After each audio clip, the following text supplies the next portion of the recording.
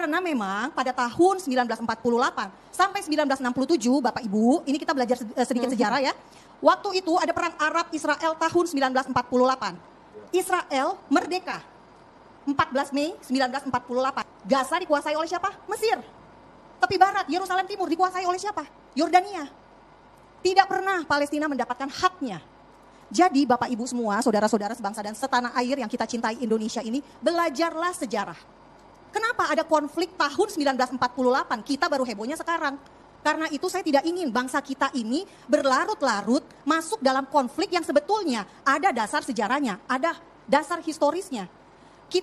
Harusnya kita tahu dulu. Kenapa ada bangsa Israel? Bangsa Israel itu merdeka bukan karena mereka memerdekakan dirinya dengan begitu saja. Tetapi ada dasar resolusi dari PBB. PBB lah yang membagi dua tanah menjadi Arab Palestina dan Yahudi Palestina pada tahun 1947. Pada tahun 1948 ketika Israel resmi berdiri karena ada pembagian tanah, inilah yang menyebabkan adanya penyangkalan sejarah. Tidak ada pengakuan dari seperti Bapak ini, Bapak-bapak, karena apa? Karena sebetulnya Israel itu resmi dan keberadaannya diakui oleh banyak sekali negara di dunia. Artinya apa? Artinya keberadaannya legal. Gitu. Sejak tahun 1948. Betul, nah, pertanyaan saya kenapa dianggap mengokupasi? Jelas-jelas tanah itu, Bapak, tahun 135 Masehi diubah namanya dari Yudea menjadi Syria Palestina.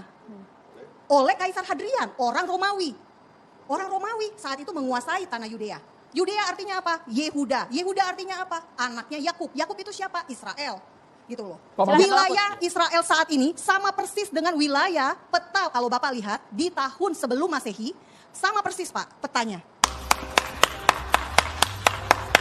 Ini saya mau meluruskan sedikit ini. Jangan sampai bangsa Indonesia yang nonton ini tiba-tiba oh begitu gitu ya. Yuk kita lihat ya. Jangan tanggung-tanggung deh kalau mau 135 Masehi. Gimana kalau 1978 sebelum Masehi? Hah? Panika! 1978 sebelum Masehi. Lahirnya Nabi Ibrahim di Babilonia. Yang kemudian Abraham kalau kata orang Kristen, ya Avram kalau kata orang Ibrani, Ibrahim kalau kata orang kita adalah orang yang sama. Kemudian dia pindah dari Irak, tanah orang Arab, kemudian pindah kemana? Ke Hebron. Lalu kemudian dia bertemu dengan Sarah dan kemudian bertemu dengan Hajar. Dari Hajar kemudian akhirlah Ismail, dari Sarah kemudian akhirlah Ishak. Apa agama Nabi Ishak? Apa agama Nabi Ismail? Apa agama Nabi Ibrahim? Apa yang ditinggalkan? Kelihatan yang ditinggalkan oleh Ibrahim adalah Masjidil Aqsa untuk Nabi Ishak dan Masjidil Haram untuk Nabi Ismail. Sampai di sini sudah jelas. Kemana Kristen? Belum ada Mbak. 325 Masehi ntar Pak. Dengan Konstantinus nanti. Di konsili Nisea. Yahudi udah ada? Belum ada Mbak. 930. When King Solomon died. Divided kingdom of Israel. Baru pecah dua kerajaan Israel ketika Nabi Sulaiman wafat.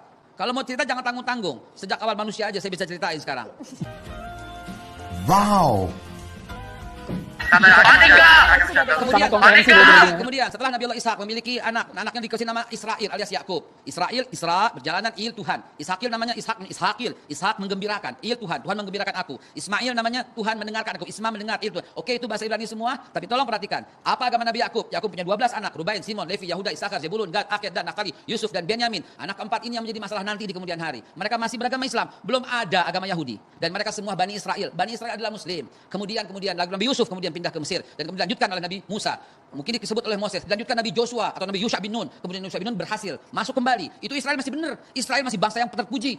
Tapi ketika when King Solomon died, dari Yusha bin Nun kemudian Nabi Yakub. Kekeliruannya berada di mana? Kekeliruan, ini bukan kekeliruan.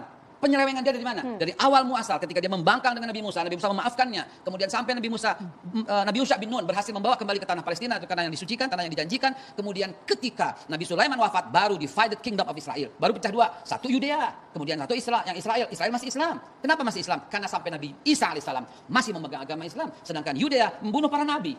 Yahudi membunuh para nabi, Nabi Sam'un, Nabi Samuel, Nabi Zakaria, Nabi Yahya, semua dibunuh. Bahkan Yahudilah yang menuduh Bunda Suci Maria berzina dan kemudian memiliki anak haram. Dari situ ya posisinya ya. Lihatlah bangsa ini dari awal mula emang tukang membangkang. Lah kok ada orang yang membela Israel padahal PBB sudah mengutuknya. Bangsa kita deh. Presiden Jokowi, Bu Retno dengan diwakili oleh Pak Muldoko, oleh Pak Fajrul Rahman udah jelas loh Pak. Arahnya kemana tuh udah jelas, ikut serta menertibkan ketertiban dunia. Yang terjadi apa sekarang? Lah kok masih dibela gitu loh. Oke, Pak, saya mau tanggapi dulu ya. Tadi baik, Pak Haikal bilang Israel itu sama dengan Islam juga. Nah harusnya nggak apa-apa dong umat Islam Israel saat ini tinggal di tanahnya sendiri. Israel beragama Islam. Sampai kapan? When King Solomon died, divided kingdom of Israel, and they built Judaism as a new religion.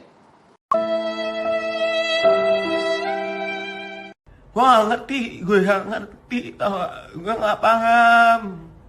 Gak paham gue, maksudnya kayak takut gue bacanya. Ini gue gak tahu nih, lu bergaul di mana, gue gak tahu nih, gue takut nih. Gue astagfirullahaladzim gue.